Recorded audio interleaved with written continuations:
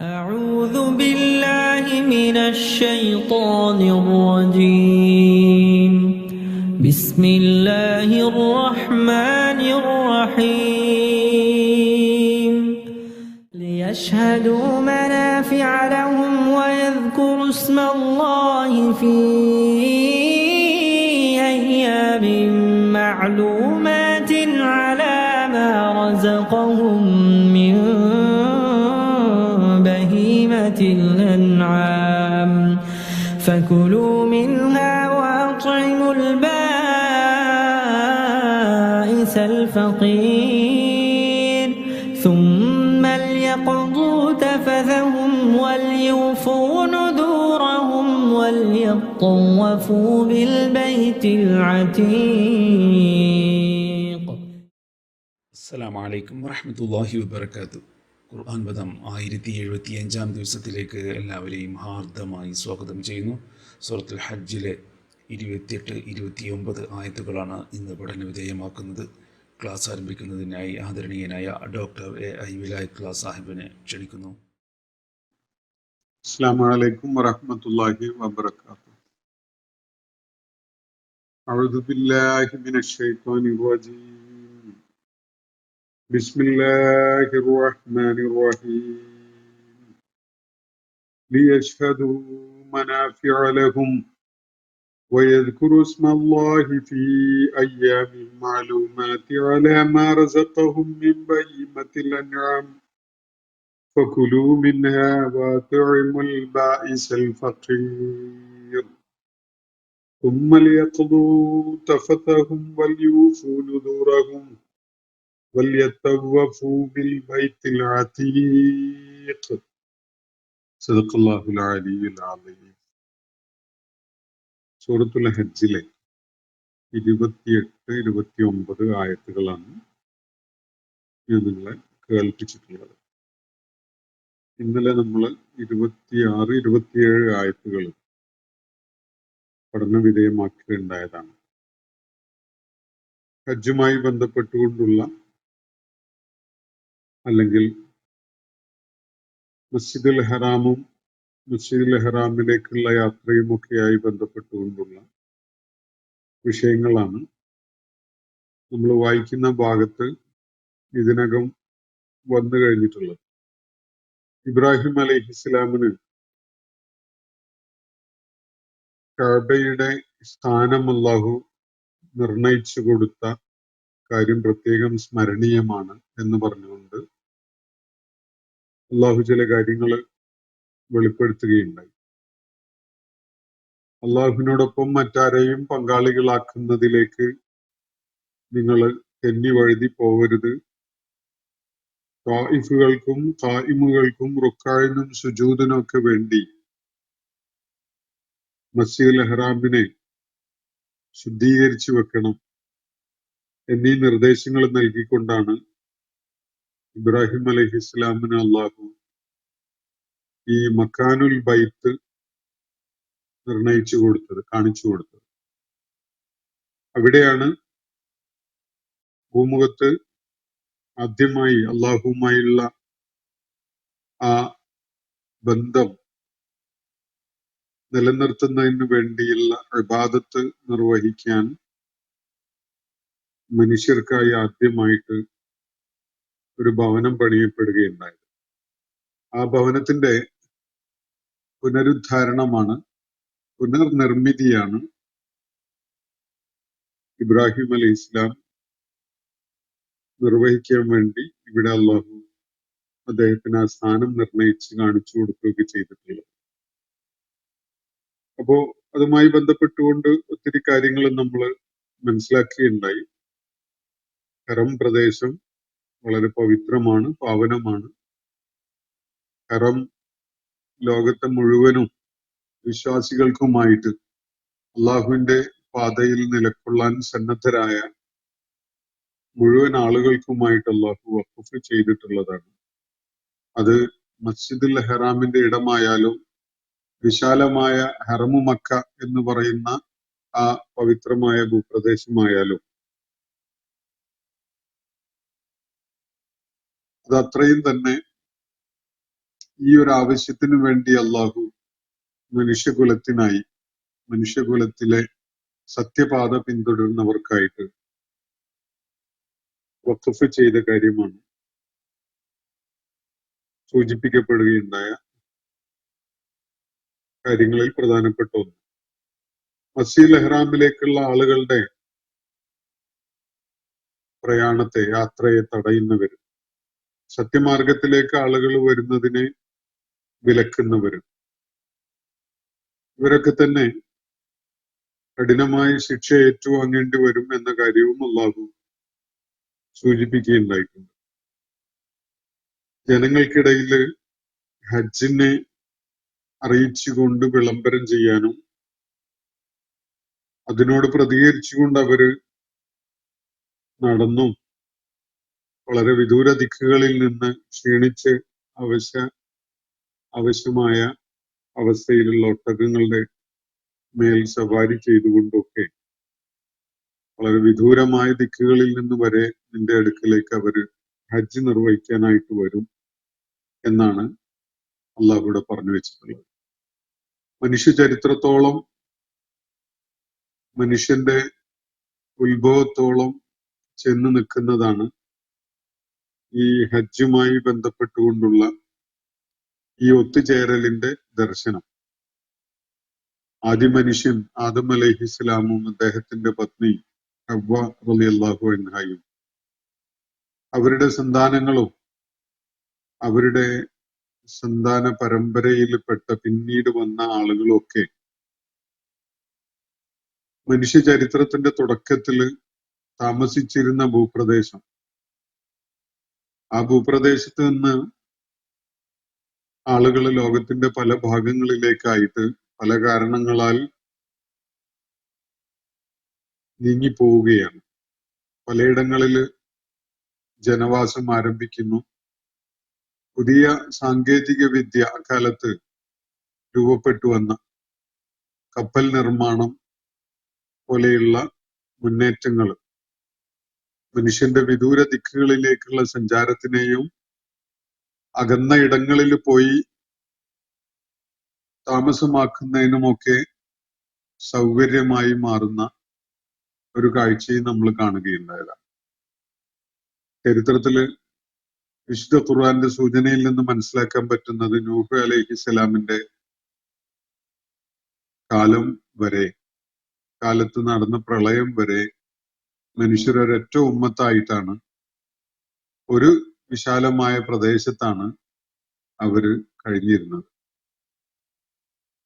പ്രളയത്തിനോടനുബന്ധിച്ച് അള്ളാഹുവിന്റെ നിർദ്ദേശപ്രകാരം നൂഹ് അലൈഹിസ്സലാം നിർമ്മിച്ച കപ്പൽ, അതാണ് മനുഷ്യ ചരിത്രത്തിലെ തന്നെ ആദ്യത്തെ ജലയാത്ര സാധ്യമാക്കുന്ന വിധത്തിലുള്ള ഒരു വാഹനം എന്നത്. ഈ ഒരു കപ്പൽ നിർമ്മാണത്തിനെ തുടർന്ന് പ്രളയത്തിന്റെ ശേഷമുള്ള കാലത്ത് കൂടുതൽ മെച്ചപ്പെട്ട സഞ്ചാരയോഗ്യമായ, അതുപോലെ കച്ചവട ആവശ്യത്തിനും ചരക്ക് നീക്കത്തിനും ഒക്കെ ഉപകരിക്കുന്ന വിധത്തിലുള്ള ഒരുപാട് പരിഷ്കരിച്ച സൗകര്യങ്ങളുള്ള കപ്പലുകൾ മനുഷ്യൻ നിർമ്മിച്ചു തുടങ്ങി. വിദൂര കരകളിലേക്ക് മനുഷ്യന് കപ്പൽ യാത്ര നടത്തി എത്താൻ സാധിക്കുകയും അതിന് പ്രേരണയാവുകയും സമ്മർദ്ദമാവുകയും ഒക്കെ ചെയ്യുന്ന വിധത്തിലുള്ള സാമൂഹ്യ വിഷയങ്ങൾ ഉടലെടുക്കുകയൊക്കെ ചെയ്തിട്ടാണ് മനുഷ്യര് സർവ വൻകരകളിലേക്കും എത്തിപ്പെടുന്നത്. അതിന്റെ പശ്ചാത്തലം നമ്മൾ വിലയിരുത്തിയാൽ നമുക്കത് സൂക്ഷ്മമായി അത് എക്സ്പ്ലോർ ചെയ്ത് പോയാൽ അത് മനസ്സിലാക്കാൻ സാധിക്കും. അതിന്റെ വലിയൊരു ചരട് നമുക്ക് നൽകുന്ന ഒരു വലിയ പ്രതിഭാസമാണ് ഭാഷ എന്നത്. പ്രഭവസ്ഥാനത്ത് നിന്ന് പുറപ്പെട്ട മനുഷ്യര് അവരോടൊപ്പം ചില സ്മൃതികൾ കൊണ്ടുപോകുന്നുണ്ട്, അതേപോലെ തന്നെ ഭാഷയും കൊണ്ടുപോകുന്നുണ്ട്. ഓരോ നാടുകളിലും എത്തിപ്പെട്ട ആളുകള് അവരുടെ ഭാഷ ഒരു പ്രത്യേക വിധത്തില് പരിണാമത്തിന് വിധേയമാകുന്നതും അതിന്റെ വളർച്ച മറ്റൊരു ഭാഷയുടെ പിറവിക്ക് കാരണമാകുന്നതും ഒക്കെയാണ് പിന്നീട് കാണാൻ സാധിക്കുന്നത്. വ്യത്യസ്ത നാടുകളിൽ വ്യത്യസ്ത ഭൂപ്രദേശങ്ങളിൽ എത്തിയ ആളുകൾ അങ്ങനെ കാലാന്തരേണ വ്യത്യസ്തമായ സംസാര ശൈലിയുള്ളവരും കാലം പിന്നിട്ടതോടെ വ്യത്യസ്തമായ ഭാഷകൾ തന്നെ സംസാരിക്കുന്നവരൊക്കെ ആയി മാറിയതായിട്ടാണ് നമുക്ക് കാണാൻ സാധിക്കുക. എല്ലാവരുടെയും ഭാഷയും സംസ്കാരവും ഒക്കെ തുടക്കത്തിൽ ഒന്ന് തന്നെയായിരുന്നു. വ്യത്യസ്ത ദിശകളിലേക്ക് അവരുടെ പ്രയാണം സംഭവിക്കുകയും അതിനെ തുടർന്ന് ഭാഷയിലും സംസ്കാരത്തിലും ഒക്കെ പരസ്പര ബന്ധമില്ലാത്ത വളർച്ചയും പരിണാമവും ഒക്കെ ഉണ്ടാവുകയാണ്. ഒരു വൻകരയില് ആ ഭാഷക്ക് തുടക്കത്തിൽ ഉണ്ടായിരുന്ന രൂപത്തിന് ഉണ്ടായ മാറ്റങ്ങളല്ല മറ്റൊരു വൻകരയിലെ അതേ സമൂഹത്തിന്റെ മറ്റൊരു വിഭാഗം അവരുടെ ഭാഷയിൽ ഉണ്ടായിട്ടുള്ളത്.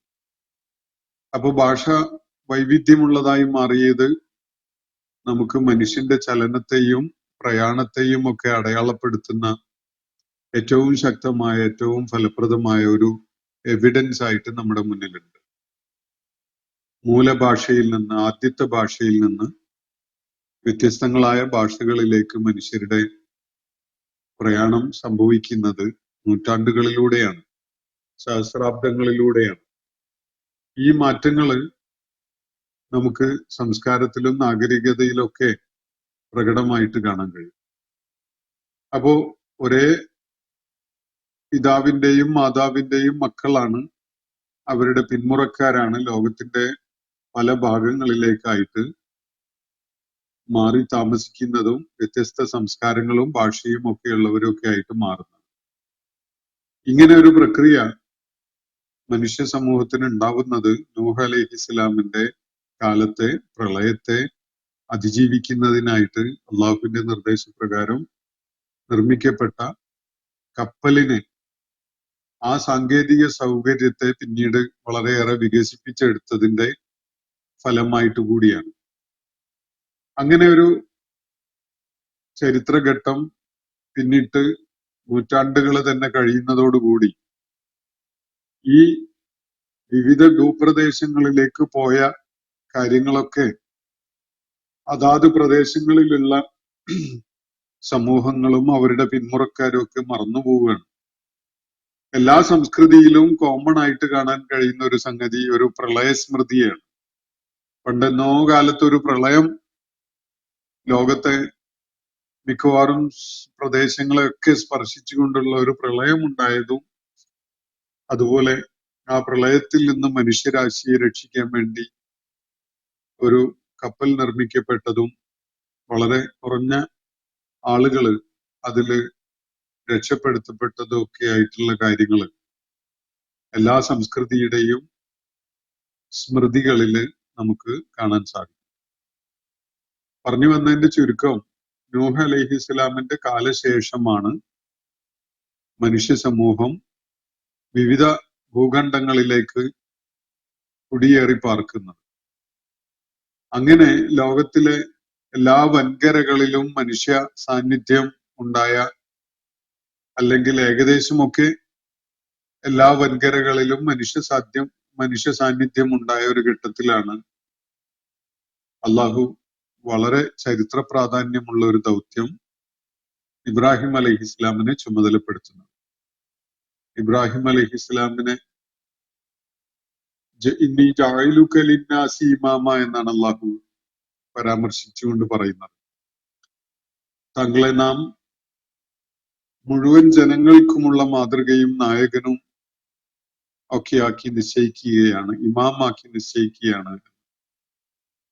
ഇബ്രാഹിം അലൈഹി ഇസ്ലാം ഒരു ഉമ്മത്താണ്, അള്ളാഹുവിന് വിധേയത്വം അർപ്പിച്ചുകൊണ്ടുള്ള നിലപാട് സ്വീകരിക്കുന്ന ഒരു ഉമ്മത്താണ് ഇബ്രാഹിം അലൈഹി ഇസ്ലാം എന്നും ഖുർആൻ പറയുന്നതാണ്. ഈ പറഞ്ഞു വന്നതിന്റെ ചുരുക്കം, പ്രത്യക്ഷത്തിൽ എങ്ങനെയാണ് ഇബ്രാഹിം അലൈഹി ഇസ്ലാം ഒരു വ്യക്തി ആയ ഇബ്രാഹിം അലൈഹി ഇസ്ലാം ഒരു ഉമ്മത്തായിട്ട് പരിഗണിക്കപ്പെടുന്നത് എന്നത് പരിശോധിക്കുമ്പോൾ നമുക്കതിൽ വലിയ ഒരു രഹസ്യം അടങ്ങിയിട്ടുള്ളതായി കാണാൻ സാധിക്കും. ഇബ്രാഹിം അലൈഹിസ്സലാമാണ് അള്ളാഹുവിന്റെ നിർദ്ദേശപ്രകാരം ലോകത്തിന്റെ വിവിധ ഭൂപ്രദേശങ്ങളിലേക്കായി ചിതറിപ്പോയ മനുഷ്യരാശിയെ അള്ളാഹുവിന്റെ ഏകത്വത്തിലുള്ള വിശ്വാസത്തിന്റെ അടിസ്ഥാനത്തിൽ പുനരേകീകരിക്കുന്നു. മനുഷ്യരാശി ഒരൊറ്റ ഉമ്മത്താണ്. അവർക്ക് ഒരേ ഒരു നാഥനാണ്. അവരെല്ലാവരും ആ റബ്ബിന് കീഴ്പ്പെട്ടുകൊണ്ട് നിലകൊള്ളുന്നവരായിട്ടാണ് ജീവിക്കേണ്ടത് എന്ന സന്ദേശം ഉയർത്തിപ്പിടിച്ചുകൊണ്ടാണ് മനുഷ്യരാശിയുടെ, അവരേത് ഭൂഖണ്ഡത്തിലാണെങ്കിലും ഏത് വർണ്ണമുള്ളവരാണെങ്കിലും ഏത് ഭാഷയോ സംസ്കാരമോ ഒക്കെ പിന്തുടരുന്നവരാണെങ്കിലും അവരൊക്കെയും ഒരൊറ്റ ഉമ്മത്താണ് എന്ന ആദർശം ഉയർത്തിപ്പിടിച്ചുകൊണ്ട് മനുഷ്യരാശിയെ പുനരേകീകരിക്കുന്നത് ഇബ്രാഹിം അലൈഹിസ്സലാമാണ്. മനുഷ്യരാശിയെ ഈ ആദർശ അടിത്തറയിൽ പുനരേകീകരിക്കാനുള്ള ഒരു പ്രക്രിയയാണ് അള്ളാഹുവിടെ പഠിപ്പിക്കുന്ന ഇബ്രാഹിം അലൈഹി ഇസ്ലാമിനോട് വിളംബരം ചെയ്യാൻ വേണ്ടി ആവശ്യപ്പെട്ടിട്ടുള്ള ഈ ഹജ്ജ്. ഇന്നും അത് എല്ലാ വർഷവും നിർവഹിക്കപ്പെടുകയാണ്. പലപ്പോഴും അതിന്റെ ആത്മാവ്, അതിന്റെ അന്തസത്ത എന്താണെന്ന് മനസ്സിലാകാതെയാണ് പലരും ഹജ്ജ് ചെയ്തു വരുന്നുണ്ടാവുക. പക്ഷെ മനുഷ്യ രാശിയെ അള്ളാഹുവിന്റെ ഏകത്വത്തിലുള്ള വിശ്വാസത്തിന്റെ അടിസ്ഥാനത്തിൽ പുനരേകീകരിക്കുക എന്നതാണ് ഹജ്ജിലൂടെ നിർവഹിക്കപ്പെടുന്ന കാര്യം. വ്യക്തിപരമായി അള്ളാഹുവിനോട് മഗ്ഫിറത്ത് തേടിക്കൊണ്ട് അള്ളാഹുവിന്റെ അടുക്കൽ പാപമോചനത്തിന് വേണ്ടി യാചിക്കുന്നവരായി എല്ലാവിധ കളങ്കങ്ങളിൽ നിന്നും മുക്തരാകുന്നതിന് വേണ്ടിയുള്ള ഒരു പ്രയത്നം എന്ന നിലക്കാണ് ഹജ്ജ് നിർവഹിക്കപ്പെടുന്നതെങ്കിൽ സമൂഹങ്ങളെ സംബന്ധിച്ചിടത്തോളം അവര് ഏതൊക്കെ രീതിയിൽ ഏതൊക്കെ ഘട്ടത്തില്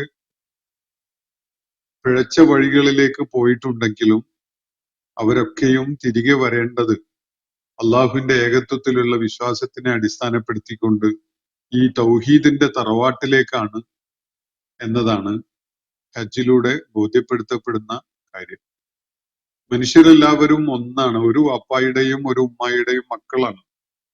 ഒരൊറ്റ ഉമ്മത്താണ്. ഇന്ന ആദി ഉമ്മത്തുക്കും ഉമ്മത്തം വാഹിദ എന്ന് ഖുർആൻ പറയുന്നത് കാണാം. നിങ്ങളുടെ ഈ മനുഷ്യകുലമുണ്ടല്ലോ, മനുഷ്യ സമുദായം ഒരൊറ്റ സമുദായമാണത്. അത് പലതായി നിൽക്കേണ്ടതല്ല. ഏകനായ റബ്ബിനെ നാഥനായി അംഗീകരിച്ചുകൊണ്ട് നിലക്കൊള്ളേണ്ട ഒരൊറ്റ സമുദായമായിട്ട് നിലക്കൊള്ളേണ്ടവരാണ് നിങ്ങളുടെ ഈ സമുദായം, മനുഷ്യ സമുദായം എന്ന് ഖുർആൻ വെളിപ്പെടുത്തുന്നുണ്ട്.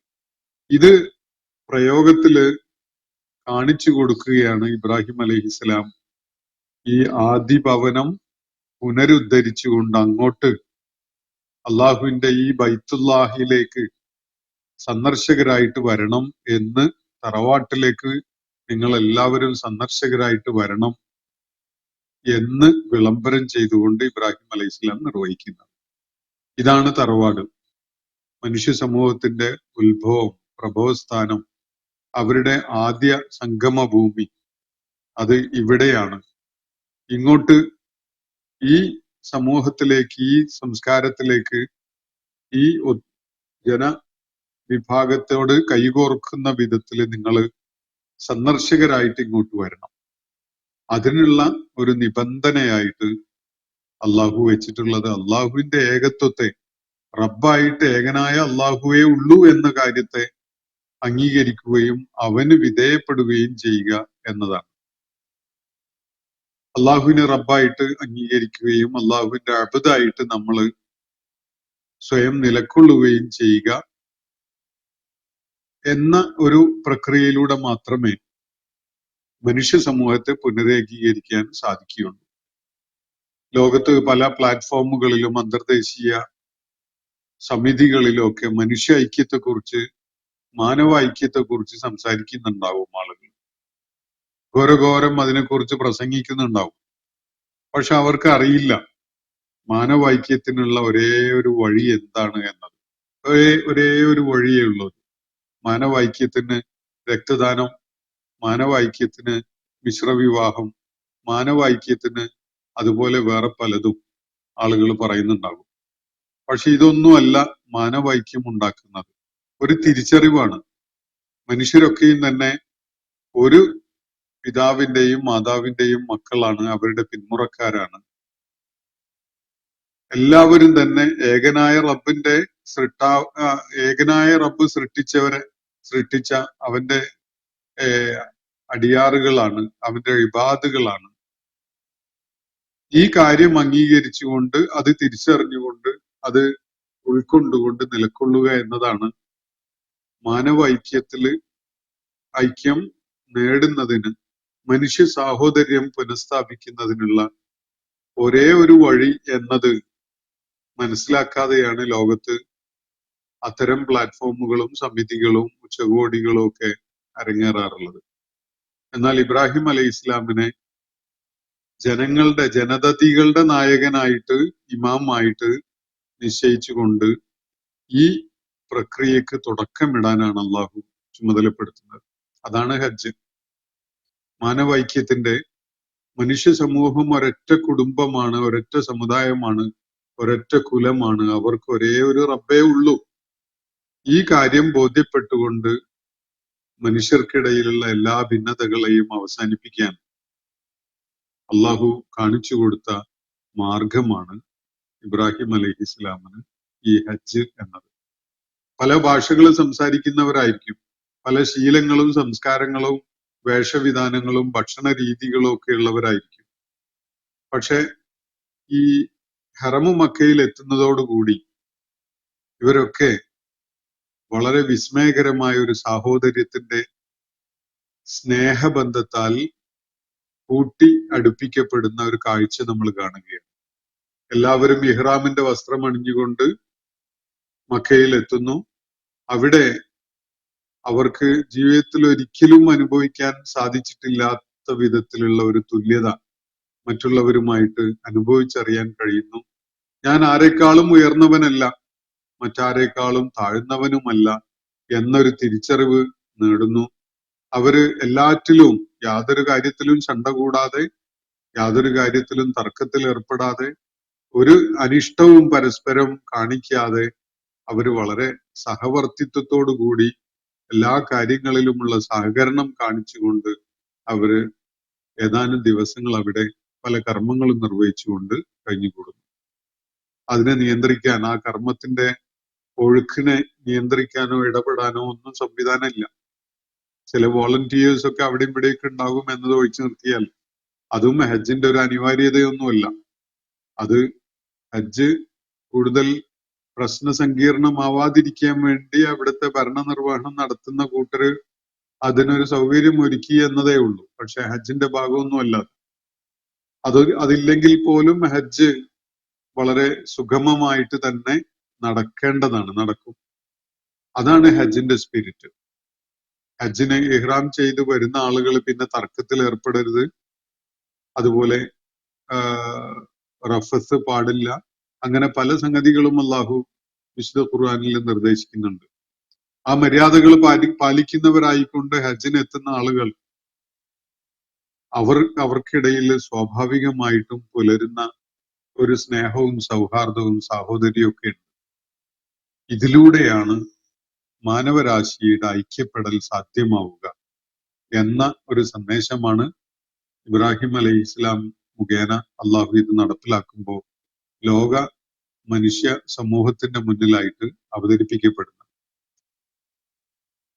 മനുഷ്യ ചരിത്രത്തെ, അതിന്റെ തുടക്കം മുതൽ ഇന്ന് വരെയുള്ള ഘട്ടത്തെ ഉൾക്കൊണ്ടുകൊണ്ടും ഒരു തിരിച്ചറിവോടെ മനസ്സിലാക്കിക്കൊണ്ടും മാത്രമേ ഹജ്ജ് നിർവഹിക്കാൻ കഴിയുള്ളൂ.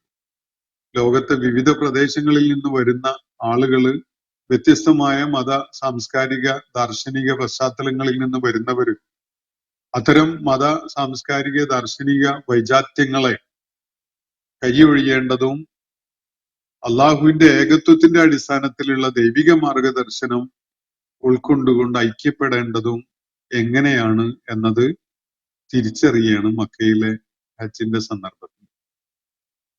ഹജ്ജിന്റെ സന്ദേശം അതാണ്. ശുഷ്കമായ, വളരെ വരണ്ട ഒരു അനുഷ്ഠാനമോ കർമ്മമോ അല്ല ഹജ്ജ്. ചില കർമ്മങ്ങളും ചില അനുഷ്ഠാനങ്ങളും ഒക്കെ ഹജ്ജിലുണ്ട്. തീർച്ചയായിട്ടും അതിന്റെ അനുഷ്ഠാനങ്ങൾ നിർണിതമാണ്, അതിലെ കർമ്മങ്ങള് പ്രത്യേകം കൃത്യമായി നിശ്ചയിക്കപ്പെട്ടതൊക്കെ തന്നെയാണ്.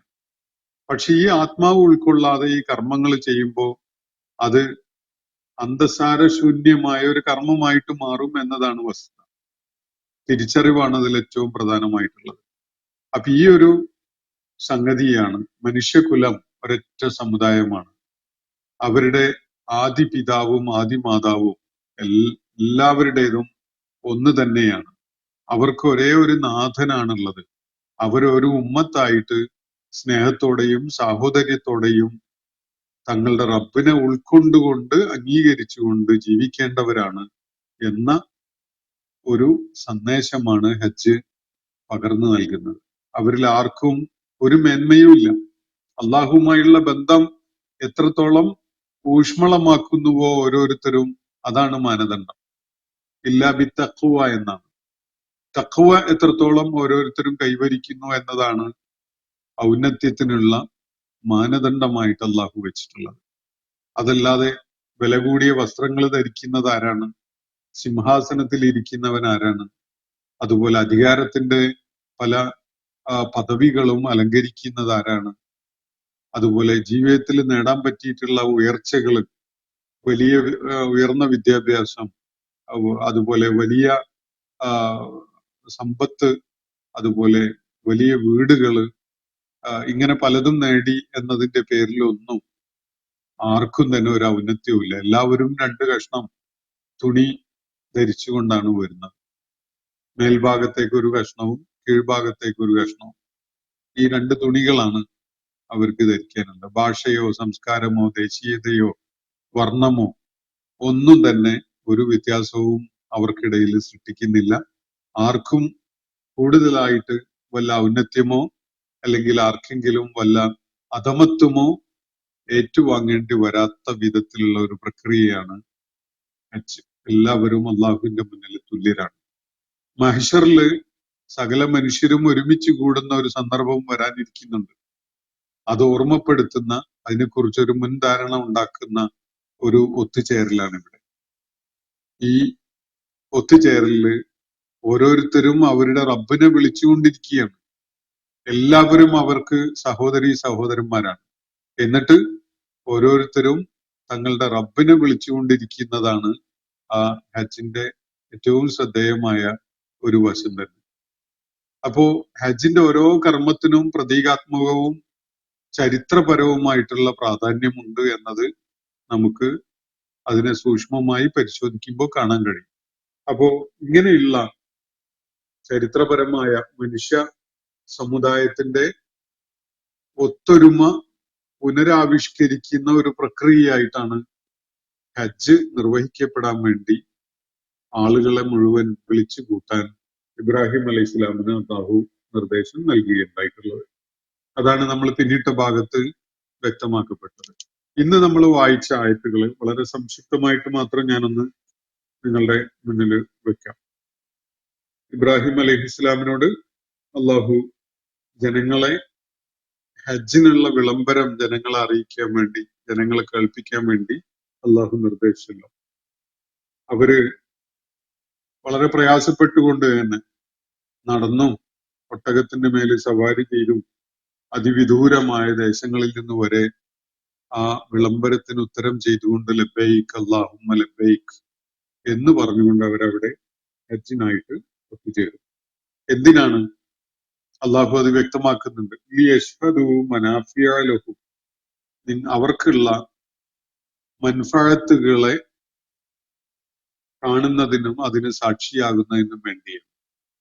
ഹജ്ജ് എന്നത് ഏറ്റവും ഏറെ മൻഫഅത്തുള്ള, ഏറ്റവും ഏറെ ഉപകാരങ്ങളുള്ള ഒരു പ്രതിഭാസമാണ്. ആത്മീയമായ മതപരമായ പല മൻഫഅത്തുകളും ഉള്ള പോലെ തന്നെ ഭൗതികമായിട്ടും ഈ ലൗകിക ജീവിതവുമായി ബന്ധപ്പെട്ടുകൊണ്ടുമുള്ള പല ഉപകാരങ്ങളും മനുഷ്യനെ ഹജ്ജിലൂടെ നേടാനുണ്ട്. നമുക്ക് അള്ളാഹുവിലേക്കുള്ള മടക്കമാണ് ഹജ്ജ്. സകല പാപങ്ങളും പുറത്തു തരാൻ ആവശ്യപ്പെട്ടുകൊണ്ട് നമ്മളിലുള്ള സകല കളങ്കങ്ങളെയും കഴുകിക്കളഞ്ഞുകൊണ്ട് ഇന്ന് ജനിച്ച ഒരു ശിശുവിനെ പോലെയായി നിഷ്കളങ്കതയിലേക്ക് മടങ്ങാനാണ് ഹജ്ജ് നിർവഹിക്കുന്നത്. വ്യക്തിതലത്തില് അതിന്റെ ആത്മീയ നേട്ടം എന്ന് പറയാവുന്നത് അതാണ്. ഹജ്ജ് നിർവഹിച്ച ഒരാള് അന്ന് ഉമ്മ പ്രസവിച്ച ഒരു കുഞ്ഞിനെ പോലെ ഉള്ളവനായിരിക്കും എന്ന് നബി സല്ലല്ലാഹു അലൈഹി വസല്ലം വ്യക്തമാക്കുന്നുണ്ട്. നമ്മളത് പലപ്പോഴും കേട്ടിട്ടുണ്ടാവും. അപ്പൊ ഹജ്ജിന്റെ വ്യക്തിപരമായുള്ള താല്പര്യം അതാണ് അതിലെ സുപ്രധാനമായ മംഫഅത്ത്, യാതൊരു സംശയവുമില്ല. പക്ഷെ മനുഷ്യന്റെ സാമൂഹ്യ ജീവിതവും ഭൗതിക ലോകവും ഭൗതിക ജീവിതവും ഒക്കെയായി ബന്ധപ്പെട്ടുകൊണ്ടുള്ള വളരെ മംഫഅത്തുകൾ വേറെ വരാനിരിക്കുന്നു ഹജ്ജിനോടനുബന്ധിച്ച്. അവർക്ക് സാമ്പത്തികമായ അഭിവൃദ്ധി അതിനെ ആശ്രയിച്ചുകൊണ്ടുണ്ട്. അവർക്ക് ഒരുപാട് ഒരുപാട് വ്യക്തികളും സമൂഹങ്ങളും തന്നെ ഹജ്ജുമായി ബന്ധപ്പെട്ടുകൊണ്ടുള്ള പല മേഖലകളിലും തൊഴിലിൽ ഏർപ്പെട്ടിട്ടുണ്ട്. അവരുടെ സാംസ്കാരികമായ കൊടുക്കൽ വാങ്ങലുകള് നിരന്തരം ഹജ്ജില് നടക്കുന്നുണ്ട്. വിവിധ ഭാഷയും സംസ്കാരവും ഒക്കെ ഉള്ള ആളുകൾ അവിടെ ഒത്തുചേരുമ്പോ ലോകത്ത് ഉള്ള മനുഷ്യര് നേരിടുന്ന പ്രതിസന്ധികളെ കുറിച്ചും പ്രശ്നങ്ങളെ കുറിച്ചും കൂട്ടായുള്ള ആലോചനകൾ നടക്കുന്നുണ്ട്. സാമൂഹ്യമായ ഉത്ഗ്രഥനം നടക്കുന്നുണ്ട്. സാംസ്കാരികമായ കൊടുക്കലും വാങ്ങലും ഒക്കെ വളരെ വ്യാപകമായി നടക്കുന്നുണ്ട്. അതുപോലെ ഹജ്ജിന് വേണ്ടി 4 മാസങ്ങള് അഷ്ഹുറുൽ ഹുറുമായിട്ട് അള്ളാഹു നിശ്ചയിച്ചിട്ടുണ്ടല്ലോ, യുദ്ധം നിഷിദ്ധമായ പവിത്ര മാസങ്ങളായിട്ട്. 3 മാസങ്ങള് ഹജ്ജിനോടനുബന്ധിച്ചും മറ്റൊരു മാസം ഉംറ ഒക്കെ ലക്ഷ്യം വെച്ചുകൊണ്ടും ഒക്കെ 4 മാസങ്ങള് യുദ്ധം നിഷിദ്ധമാക്കി വെച്ചിരിക്കുകയാണ്. ബാക്കിയുള്ള 8 മാസങ്ങൾ നിങ്ങളങ്ങ് യുദ്ധം ചെയ്തോ എന്നല്ല അതിന്റെ മെസ്സേജ്. പലപ്പോഴും പല വിധത്തില് പല കാരണങ്ങളാലും മനുഷ്യ സമൂഹം നിരന്തരമായി സംഘർഷത്തിൽ ഏർപ്പെട്ടുകൊണ്ടിരിക്കും എന്നതാണ് വസ്തുത. ലോക ചരിത്രം നമുക്ക് പഠിപ്പിച്ചു തരുന്ന കാര്യം തന്നെ അതാണ്. യുദ്ധം ഒഴിഞ്ഞുള്ള ഏറ്റുമുട്ടലില്ലാത്ത സംഘർഷമില്ലാത്ത ഒരു കാലവും മനുഷ്യന്റെ ചരിത്രത്തിൽ കാണാൻ സാധ്യമല്ല. പക്ഷെ അതിനൊരു അറുതി എപ്പോഴെങ്കിലും ഇല്ലെങ്കിൽ മനുഷ്യ ജീവിതം വളരെ അസ്വസ്ഥജനകമായിരിക്കും. യാത്ര സാധ്യമല്ലാതെ അരക്ഷിതത്വമുള്ള യാത്രകളായി മാറും. അപ്പോ ഹജ്ജിന്റെ ഒരു വലിയ നേട്ടം അതാണ്. 4 മാസം മനുഷ്യർക്ക് നിർഭയമായിട്ട് ലോകത്തെവിടെയും സഞ്ചരിക്കാൻ സാധിക്കുന്ന വിധത്തിൽ, വിശേഷിച്ച് മധ്യപൗരസ്ത്യ ഭൂപ്രദേശത്ത് അതാണല്ലോ പ്രഭവ കേന്ദ്രം. ആ ഇടങ്ങളിലൊക്കെ സഞ്ചാരത്തിന് നിർഭയത്വത്തോടു കൂടി സാധിക്കുന്ന ഒരു കാലം അതുകൊണ്ട് അവർക്കുണ്ടാവുകയാണ്. അതുപോലെ സ്വന്തം ഉൽപ്പന്നങ്ങള്, കാർഷിക വിളകള്, അതുപോലെ ആടുമാടുകള് ഇതൊക്കെ തന്നെ പോറ്റി വളർത്തി അതിന് വിൽപ്പനക്ക് കർഷകർ തിരഞ്ഞെടുക്കുന്ന ഒരു കാലം ഹജ്ജുമായി ബന്ധപ്പെട്ടുകൊണ്ടുള്ള കാലമാണ്. ഏറ്റവും നല്ല വില കിട്ടുന്ന, ഏറ്റവും ഡിമാൻഡ് ഉണ്ടാവുന്ന ഒരു കാലം. ഇങ്ങനെ അതുപോലെ ഹജ്ജിന് ഇപ്പോ പുതിയ കാലത്ത് നമ്മൾ കാണുന്നത് ആയിരക്കണക്കിന് വിമാനങ്ങൾ സർവീസ് ചെയ്തുകൊണ്ടിരിക്കുകയാണ് ലോകത്തിന്റെ പല ഭാഗങ്ങളിൽ നിന്നുമായിട്ട്. അത് വലിയൊരു ഇൻഡസ്ട്രിക്ക് തന്നെ അവസരം ഉണ്ടാക്കിയിരിക്കുകയാണല്ലോ. വിമാന നിർമ്മാണം, വിമാന സേവനങ്ങള്, അതിനുള്ള ബുക്കിംഗ്, യാത്രാ സൗകര്യം ഒരുക്കല്, അതുപോലെ അതിനുള്ള ഭക്ഷണം സപ്ലൈ ചെയ്യുന്ന കേറ്ററിംഗ് സർവീസ്, അങ്ങനെ തുടങ്ങി വളരെ ഇൻഡസ്ട്രീസ് ഇതുമായിട്ട് അനുബന്ധമായിട്ട് വളർന്ന് ത്രൈവ് ചെയ്യുകയാണ്. നമ്മൾ അങ്ങനെയാണ് കാണുന്നത്. ലോകത്ത് ഇതുപോലെ വേറൊരു ഈവന്റ് ഇല്ല. ഇങ്ങനെ വലിയ എണ്ണം ആളുകള് യാത്ര ചെയ്യേണ്ടി വരികയും അതിനു വേണ്ട സൗകര്യങ്ങൾ ഒരുക്കുകയൊക്കെ ചെയ്യുന്ന കാരണമായിട്ട് ഇത്ര വലിയ വികാസം നേടിയ ഒരു സാമ്പത്തികമായ അഭിവൃദ്ധി ഉണ്ടാക്കുന്ന മറ്റൊരു സംഗതി ലോകത്ത് നമുക്ക് കാണാൻ സാധ്യമല്ല. അപ്പൊ ധാരാളം മൻഫഅത്തുകള് ഹജ്ജുമായി ബന്ധപ്പെട്ടുകൊണ്ട് ഓരോരുത്തർക്കും ഉണ്ട്, വ്യക്തികൾക്കും ഉണ്ട്, സമൂഹങ്ങൾക്കും ഉണ്ട്. നമ്മുടെയൊക്കെ നാട്ടിൽ നിന്നുള്ള ഫ്ലൈറ്റ് സർവീസ് പലപ്പോഴും ഹജ്ജ് സീസൺ ആകുമ്പോൾ അതിന്റെ ടിക്കറ്റിന്റെ പ്രൈസ് ഒക്കെ ഒരുപാട് കൂട്ടിയിട്ടാണ് വിൽപ്പന നടത്തുന്നത്. അതിലുള്ള ചൂഷണമൊക്കെ ഒരുപാട് അതിലുണ്ട്. തീർച്ചയായിട്ടും പല സെക്ടറുകളിൽ നിന്നുള്ള വിമാനങ്ങളുടെ ടിക്കറ്റ് നിരക്ക് വളരെ കൂട്ടിയിട്ടാണ്, വളരെ വർദ്ധിപ്പിച്ച വിധത്തിലാണ് ആ കാലത്ത് വിൽപ്പനയാക്കാറുള്ളത് എന്നതാണ് നമ്മളെ അസ്വസ്ഥപ്പെടുത്തുന്ന ഒരു കാര്യം. അതങ്ങനെയൊന്നും ആവശ്യമില്ല.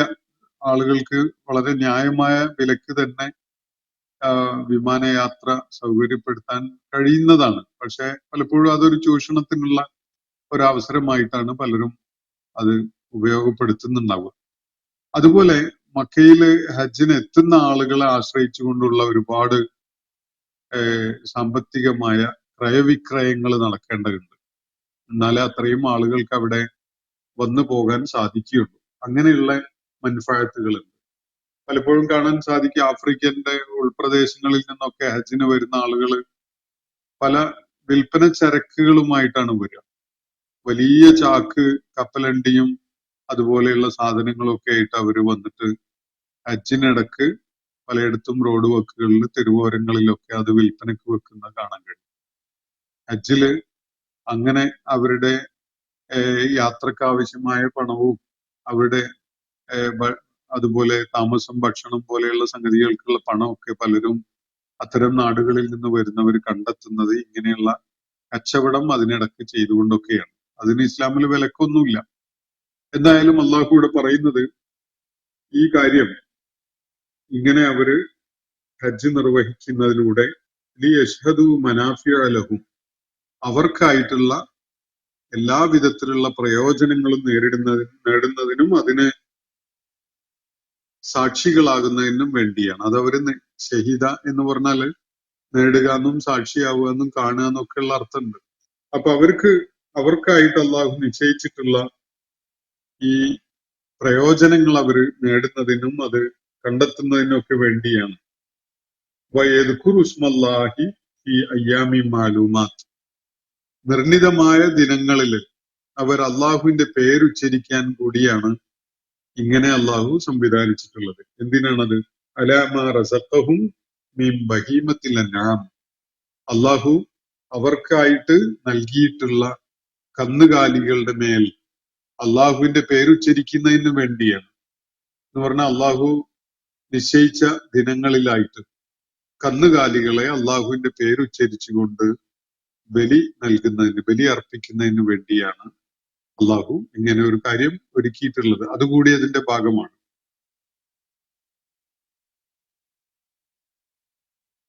ഫീ അയ്യാമി മാലൂമാത്ത് എന്നാണ് ഇവിടെ പറയുന്നത്. വ്യത്യസ്ത അഭിപ്രായങ്ങൾ ഇക്കാര്യത്തിൽ കാണാം. നിർണിതമായ ദിനങ്ങളിൽ ദുൽഹജ്ജ് 1 മുതൽ 10 വരെ യൗമുൻ നെഹർ ഉൾപ്പെടെയുള്ള ദിവസങ്ങളിൽ നിർവഹിക്കപ്പെടുന്ന ബലി, അതല്ലെങ്കിൽ ദുൽഹജ്ജ് 10 മുതൽ അയ്യാമു തശ്രീഖിന്റെ 3 ദിവസങ്ങൾ കൂടി ഉൾപ്പെടുന്ന ആ 4 ദിവസങ്ങൾ, അതല്ലെങ്കിൽ ദുൽഹജ്ജ് 10 പിന്നെ 11, 12 എന്നീ ദിവസങ്ങൾ കൂടി ചേർന്നിട്ടുള്ള 3 ദിവസങ്ങൾ. ഇങ്ങനെ വ്യത്യസ്തമായ വീക്ഷണങ്ങൾ അതിൽ അവതരിപ്പിക്കപ്പെടുന്നുണ്ട്. എന്തായാലും ഹജ്ജിനോടനുബന്ധിച്ച് നിർവഹിക്കപ്പെടുന്ന ബലി, അതിന്റെ മുഖ്യ പ്രാധാന്യമുള്ള ദിവസം യൗമുൻ നെഹറാണ്. നമ്മൾ ബലി പെരുന്നാൾ ആഘോഷിക്കുന്ന ദിവസം ഹാജിമാർക്ക് ബലി നിർവഹിക്കാൻ വേണ്ടിയുള്ള ദിവസമാണ്. അവർക്ക് പെരുന്നാളല്ല, അവർക്കത് യൗമുൻ നെഹറാണ്. അപ്പൊ ഈ ദിവസങ്ങളിൽ അത് യൗമുൻ നെഹറിലാവാം, തൊട്ടടുത്ത ദിവസങ്ങളിലോ ഒക്കെ ആകാം. അപ്പോ വ്യത്യസ്തമായ ദിവസങ്ങളിലാണ് അത് നിർവഹിക്കപ്പെടുക. ഒരേ ദിവസം തന്നെ ആയിക്കൊള്ളുന്നില്ല. അപ്പോ അള്ളാഹുവിന്റെ നാമം ഉച്ചരിച്ചുകൊണ്ട് അള്ളാഹു അവർക്കായിട്ട് നൽകിയിട്ടുള്ള കന്നുകാലികൾ ബലി അറുക്കപ്പെടുന്നതിന് വേണ്ടിയാണ്, അതുകൂടിയാണ് അള്ളാഹു ഈ സംവിധാനം ഒരുക്കിയിട്ടുള്ളത് എന്നാണ് ഇവിടെ സൂചിപ്പിക്കപ്പെട്ടിട്ടുള്ളത്. ബഹീമത്തുൽ അൻആം എന്നുള്ളൊരു പ്രയോഗം ഇവിടെ കാണാൻ പറ്റും. ബഹീമത്തുൽ അൻആം എന്ന് പറഞ്ഞാൽ കന്നുകാലികളാണ് ഉദ്ദേശിക്കുന്നത്, നാക്കാലികൾ. ബഹീമ എന്ന് പറയാൻ ബീസ്റ്റ് എന്നാണ് ഇംഗ്ലീഷിൽ അതിന് പറയാറുള്ളത്. 4 കാലുള്ള മനുഷ്യരോട് ഇണങ്ങി ജീവിക്കുന്ന കന്നുകാലികൾ വർഗത്തിൽപ്പെട്ടതിനെയാണ്. അത് ആട്, മാട്, ഒട്ടകം ആണ് എന്നത് സൂറത്തുൽ അൻആമില് വിശദമാക്കപ്പെടുന്നുണ്ട്. അത് നമ്മൾ നേരത്തെ പഠിച്ച ഭാഗമാണ്. ബഹീമത്തുൽ അൻആം കൊണ്ട് ഉദ്ദേശിക്കപ്പെടുന്നത് ആട്, മാട്, ഒട്ടകം. മാട് എന്നതില് പശു വർഗത്തിൽപ്പെട്ടതും അതുപോലെ പോത്ത്, എരുമ വിഭാഗത്തിൽപ്പെട്ടതും ഒക്കെ പെടും. അങ്ങനെ ഈ ആട്, മാട്, ഒട്ടകങ്ങൾ ഇതാണ് ബഹീമത്തുൽ അൻആം. അത് അള്ളാഹുവിന്റെ പേരുച്ചരിച്ചുകൊണ്ട് ബലി അർപ്പിക്കപ്പെടുന്നതിന് വേണ്ടിയാണ് ഈ ഹജ്ജിന്റെ ഈ സംവിധാനങ്ങൾ അള്ളാഹു ഒരുക്കിയിട്ടുള്ളത്. അതിന്റെ പേർപ്പസിൽ പല ഉദ്ദേശങ്ങളിൽ ഒന്നാണ്. എന്നിട്ട് പറയുന്നത് ഫകുലൂ മിൻഹ വഅത്ഇമുൽ ബാഇസൽ ഫഖീർ, നിങ്ങൾ അതിൽ നിന്ന് ഭക്ഷിച്ചു കൊള്ളുക. ഫകുലൂ മിൻഹ, ഇങ്ങനെ അള്ളാഹുവിന്റെ പേര് ഉച്ചരിച്ചുകൊണ്ട് നിങ്ങൾ നിർവഹിക്കുന്ന ബലി മൃഗത്തിന്റെ മാംസം നിങ്ങൾ ഭക്ഷിച്ചു കൊള്ളുക. ഫകുലൂ മിൻഹ, അതേപോലെ തന്നെ വഅത്ഇമുൽ ബാഇസൽ ഫഖീർ, ഞെരുക്കം അനുഭവിക്കുന്ന നിർധനരായ ആളുകൾക്കും നിങ്ങൾ കൊടുക്കുക. ഇതാണ് അള്ളാഹുവിന്റെ, അവർക്ക് നിങ്ങൾ ഭക്ഷിപ്പിക്കുക, അവരെ നിങ്ങൾ ഭക്ഷിപ്പിക്കുക.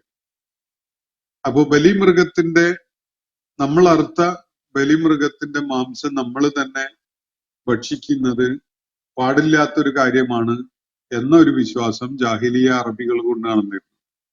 അതുകൊണ്ട് തന്നെ ബലി അറുക്കുന്ന മൃഗത്തിന്റെ മാംസം അവര് പ്രയോജനപ്പെടുത്താതെ വിട്ടേച്ച് പോകുന്ന ഒരു സംഗതി. കേവലം ബലിക്കായിട്ടുള്ള ഒരു ബലി ഇസ്ലാമിലില്ല, അത് ജാഹിലിയത്താണ്. മൃഗത്തിന് ബലി അറുത്ത് അങ്ങ് ഇട്ടേച്ച് പോവുക എന്നൊരു പരിപാടി ഇസ്ലാമിലില്ല. ബലി അറുക്കുന്നത് അള്ളാഹുവിന് ആ സമർപ്പണമാണ്. പിന്നെ ബലി അറുത്ത ആ മൃഗത്തിന്റെ മാംസം അത് മനുഷ്യർക്ക് പ്രയോജനം ചെയ്യാൻ വേണ്ടിയുള്ളതാണ്. ബലി അറുത്ത ആളുകൾക്ക് അതിൽ നിന്ന് ഭക്ഷിക്കാം, അതുപോലെ ആവശ്യമുള്ള ആളുകൾക്ക് നൽകുകയും ചെയ്യാം. അൽ ബാഇസ് അൽ ഫഖീർ എന്ന് പറഞ്ഞാല് നിർധനരായ ആളുകൾ, ദരിദ്രരായ ആളുകൾ, ഞെരുക്കം അനുഭവിക്കുന്ന എന്നാണ് ബാഇസിന്റെ അർത്ഥം. ഞെരുക്കം അനുഭവിക്കുന്ന, പ്രയാസപ്പെടുന്ന ആളുകൾ, അവർക്ക് നിങ്ങൾ കൊടുക്കുകയും ചെയ്യാം. എന്ന് പറഞ്ഞാൽ ധനികർക്ക് കൊടുത്തുകൂടാ, അടുത്ത ബന്ധുക്കൾക്കോ അയൽവാസികൾക്കോ കൊടുത്തുകൂടാ എന്നൊന്നുമല്ല. നബി സല്ലല്ലാഹു അലൈഹി വസല്ലമയുടെ സുന്നത്ത് കൊണ്ട് സ്ഥിരപ്പെട്ട ഒരു കാര്യം, അത് ബന്ധുക്കൾക്കും അയൽവാസികൾക്കും അതുപോലെ സ്വന്തം ആവശ്യത്തിനും അതേപോലെ തന്നെ ദരിദ്രർക്കും ഉള്ളതാണ് എന്നതാണ്. ഇവർക്കൊക്കെയും നൽകിയിട്ടുണ്ട്. അപ്പോ പൊതുവെ അബ്ദുല്ലാഹിബ്നു അബ്ബാസ് റളിയല്ലാഹു അൻഹുമായുടെ ഒരു വിലയിരുത്തലിന്റെ അടിസ്ഥാനത്തിൽ 3 ഭാഗമായിട്ടാണ് അത് പരിഗണിക്കപ്പെടാറുള്ളത്. ബലിയറുത്ത ആൾക്ക് പ്രയോജനപ്പെടുത്താവുന്ന, അയാളുടെ കുടുംബത്തിന് പ്രയോജനപ്പെടുത്താവുന്ന 1/3 ഭാഗം. രണ്ടാമത്തെ ഒരു ഭാഗം അടുത്ത ബന്ധുക്കള്, അയൽവാസികള്, ചുറ്റുപാടുമുള്ള സുഹൃത്തുക്കള്, അങ്ങനെയൊക്കെയുള്ള ആളുകൾ. മൂന്നാമത്തെ ഒരു ഭാഗം പ്രത്യേകമായി മനസ്സിലാക്കേണ്ട ഒരു സംഗതി, ദരിദ്രരും പ്രയാസം അനുഭവിക്കുന്നവരും ഒക്കെയായ ആളുകള് പ്രത്യേകം പരിഗണിച്ചുകൊണ്ട് 1/3 ഭാഗം അവർക്കായിട്ട് തന്നെ നൽകാൻ പ്രത്യേകം ശ്രമിക്കുക എന്നുള്ളതാണ്. ഇത് കൃത്യമായിട്ട് ഇങ്ങനെ ഇയാള് ദരിദ്രനാണ്, മറ്റാള് ബന്ധുവാണ്, ഇയാൾ അയൽവാസിയാണ് എന്ന വിധത്തിലൊന്നും കാണേണ്ടതില്ല. നമ്മൾ ആ സ്പിരിറ്റ് ഉൾക്കൊണ്ടുകൊണ്ട് അതിന്റെ വിഹിതം വെക്കല് ചെയ്താൽ മതിയാകും എന്നതാണ് നബി സല്ലല്ലാഹു അലൈഹി വസല്ലമയുടെ ചര്യയിൽ നിന്ന് നമുക്ക് മനസ്സിലാക്കാൻ കഴിയുന്ന കാര്യം. എന്തായാലും ബലി മാംസം എല്ലാവർക്കും, ദരിദ്രരും അതുപോലെ തന്നെ നമ്മളുമായി ബന്ധമുള്ള ആളുകളും അയൽവാസികളും ബന്ധുക്കളും സുഹൃത്തുക്കളും ഒക്കെ, അവർക്കൊക്കെ കൊടുക്കാവുന്ന സംഗതിയാണ്. അതില് ജാതി മത വ്യത്യാസങ്ങളൊന്നും ഇസ്ലാം കൽപ്പിച്ചിട്ടില്ല. ബന്ധുക്കള് അമുസ്ലിങ്ങൾ ഉണ്ടാകും, അയൽവാസികൾ അമുസ്ലിങ്ങൾ ഉണ്ടാകും, ദരിദ്രര് നമ്മുടെ ചുറ്റുപാടും അമുസ്ലിങ്ങൾ ഉണ്ടാകും. അവർക്കൊന്നും കൊടുക്കുന്നതിന് ഇസ്ലാമിൽ യാതൊരു വിലക്കുമില്ല. നമ്മൾ അനാവശ്യമായിട്ടുള്ള നിയന്ത്രണങ്ങൾ കൊണ്ടുവന്ന് അതിന്റെ പ്രയോജനം നഷ്ടപ്പെടുത്താതിരിക്കുകയാണ് വേണ്ടത് എന്നാണ് ഈ സംബന്ധമായി എനിക്ക് മനസ്സിലാക്കാൻ പറ്റുന്ന ഒരു കാര്യം. അപ്പൊ ബലി സംബന്ധമായിട്ടുള്ള ഒരുപാട് തെറ്റിദ്ധാരണകൾ പ്രചരിപ്പിക്കപ്പെടുന്ന ഒരു സമയമാണിത്. ഞാൻ ഇന്നത്തെ സെഷൻ അബ്രപ്റ്റ് ആയിട്ട് ഇവിടെ അവസാനിപ്പിക്കുകയാണ്. സമയപരിധി ഒക്കെ കടന്നു പോയിട്ടുണ്ട്. ഈ ആയത്തുകൾ തന്നെ ഇതിന്റെ ബാക്കി കാര്യങ്ങൾ വിശദീകരിച്ചുകൊണ്ട് ഞാൻ നാളെ നിങ്ങളെ അഭിസംബോധന ചെയ്യാം. അള്ളാഹു നമ്മെ എല്ലാവരെയും അനുഗ്രഹിക്കുമാറാവട്ടെ. വാഖിറു ദഅ്വാന അനിൽ ഹംദുലില്ലാഹി റബ്ബിൽ ആലമീൻ. അസ്സലാമു അലൈക്കും വറഹ്മത്തുള്ളാഹി വബറകാതുഹു. ഇന്നത്തെ ഖുർആൻ പദം ഇവിടെ സമാപിക്കുന്നു. ഖുർആൻ പഠനത്തിൽ പങ്കെടുത്ത എല്ലാവർക്കും അള്ളാഹു അർഹമായ പ്രതിഫലം നൽകി അനുഗ്രഹിക്കട്ടെ. വആഖിറു ദഅ്വാന അനിൽ ഹംദുലില്ലാഹി റബ്ബിൽ ആലമീൻ. അസ്സലാമു അലൈക്കും വറഹ്മത്തുള്ളാഹി വബറകാതുഹു.